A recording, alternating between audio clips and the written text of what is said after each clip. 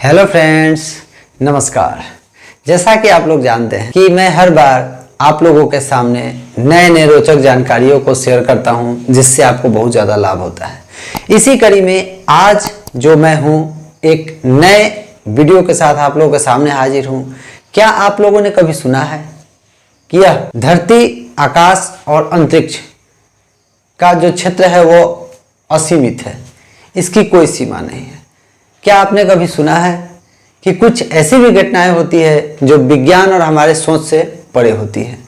तो आज के जो वीडियो है वो इसी तरह का जो उदाहरण है वो चरितार्थ करता है कि आखिर कुछ चीज़ें गायब होने के बाद फिर वापस क्यों नहीं आ पाती हैं, क्या हो जाता है उनका और वे कहाँ चले जाते हैं। तो आइए आज का जो वीडियो है हम लोग आज शुरू करेंगे एक बहुत ही रहस्यमयी जानकारी के बारे में। और यह जानकारी सत्य घटना पर आधारित है और यह जानकारी है फ्लाइट MH370 का। यह जो आज का वीडियो है वह है फ्लाइट MH370 का, जो कि बहुत समय पहले अचानक ही अपने रास्ते से गायब हो गया था, यानी कि उड़ान भरने के बाद गायब हो गया था। तो आइए इस वीडियो को हम लोग शुरुआत करते हैं इस वीडियो का और देखते हैं कि क्या क्या इसमें रहस्य छिपा हुआ है। तो चलिए दो फ्रेंड्स, हम लोग आज इस वीडियो को एक्सप्लोर करते हैं। फ्रेंड्स, यह घटना है 8 मार्च 2014 को। 8 मार्च 2014 का यह घटना है जब रात 12:42 AM, यानी कि सुबह का 12:42 AM, फ्लाइट नंबर MH370 जो मलेशिया एयरलाइंस का फ्लाइट था वह कुआलालंपुर से उड़ान भरता है। वह कुआलालंपुर से उड़ान भरता है और इस फ्लाइट जो था, यह फ्लाइट जो था इसे जाना था बीजिंग, यानी कि चाइना जाना था। इसमें कुल 227 पैसेंजर उस वक्त सवार थे जब इसने उड़ान भरी थी।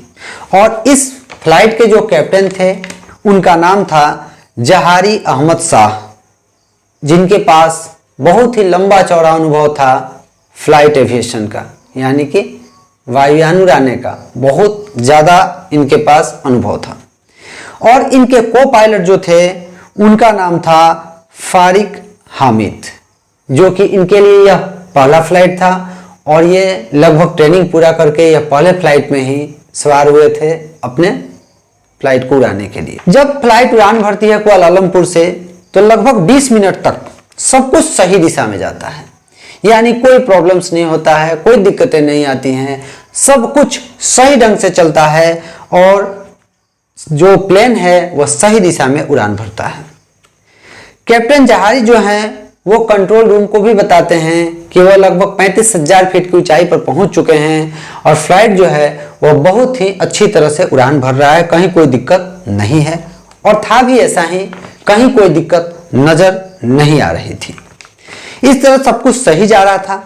तभी सुबह 1:21, सुबह का 1:21 का समय था जब जो फ्लाइट MH370 था वह कुआलालंपुर के रडार से निकलकर वियतनामी रडार में प्रवेश कर गया, यानी वियतनामी एयरलाइंस के जो रडार थे उनके रडार में वह प्रवेश कर गया। लेकिन प्रवेश करने के लगभग कुछ मिनटों के बाद ही अचानक फ्लाइट MH370 अपने जो उसका जो पाथ था उस पाथ से और वियतनाम एयरलाइंस के रडार से ही गायब हो जाता है।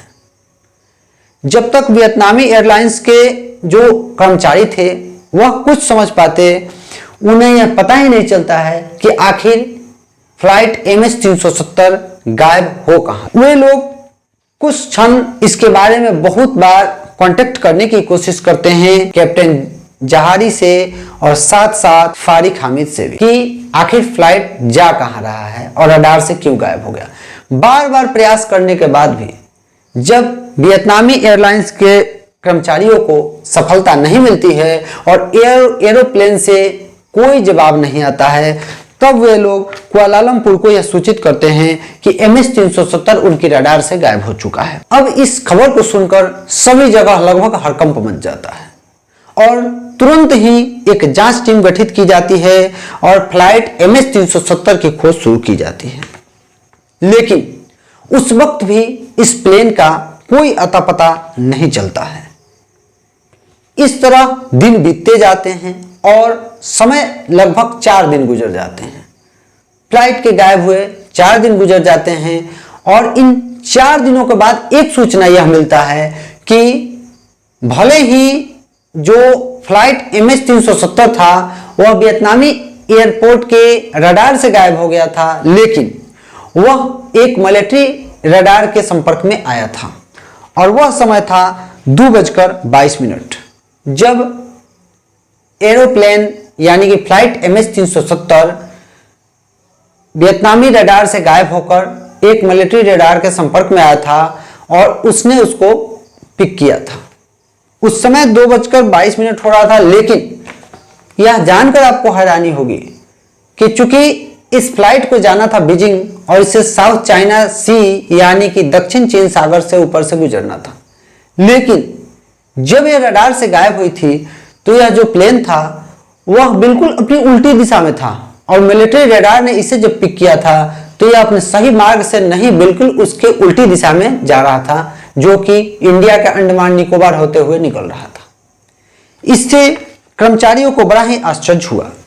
अब किसी को कुछ समझ नहीं आ रहा था कि आखिर फ्लाइट MH370 के साथ हुआ क्या हुआ उसके कैप्टन के साथ, क्या हुआ उसके 227 पैसेंजर के साथ, और आखिर वो गया कहां। वो हवाई जहाज जो कि 227 पैसेंजर को लेकर उड़ान भरा था उसका कुछ अता पता नहीं चल रहा था। इन सभी सवालों का जवाब ढूंढने के लिए मलेशिया के सरकार ने लगभग धरती और समुद्र दोनों जगहों पर खोजबीन करने के लिए अलग अलग टीमें गठित की। कई $मिलियन का खर्च भी आया, लेकिन इससे कोई पता नहीं चला, कुछ भी अता पता नहीं चला, कोई फायदा भी नहीं हुआ। अंत में इस ऑपरेशंस को बंद कर दिए गए और इस तरह से फ्लाइट MH370 की घटना एविएशन के क्षेत्र में एक बहुत ही ज्यादा रहस्यमयी घटना बनकर रह गई, जो कि आज भी कुछ क्लियर नहीं हो सका कि आखिर यह प्लेन गया तो गया कहां और इसका रहस्य क्या है। बस कुछ सिद्धांत हैं जो कि ये कहते हैं कि कुछ लोग कहते हैं कि उसका जो था रास्ता भटक जाने के कारण कहीं क्रैश हो गया, या कुछ लोग पायलट को कहते हैं या कुछ कहते हैं, लेकिन कहीं ठोस सबूत किसी को नहीं मिला है। और इस तरह से यह जो फ्लाइट MH370 है आज 2014 से 2023 आ चुका है, लेकिन इन 9 वर्षों में इसका कोई अता पता नहीं चला और न ही इसके उन 227 पैसेंजरों का पता चल सका जो कि उसमें सवार थे। तो दोस्तों, यह था आज का वीडियो, जो कि मैं आशा करता हूं कि आप लोगों को बहुत ही पसंद आया होगा। इस तरह से यदि आपको यह वीडियो पसंद आता है और इस तरह के और वीडियोज मुझसे चाहते हैं तो कमेंट कीजिए, मेरे वीडियो को लाइक कीजिए, शेयर कीजिए और मेरे चैनल को सब्सक्राइब कीजिए। तब तक के लिए धन्यवाद। फिर मिलेंगे नए वीडियो के साथ। नमस्कार।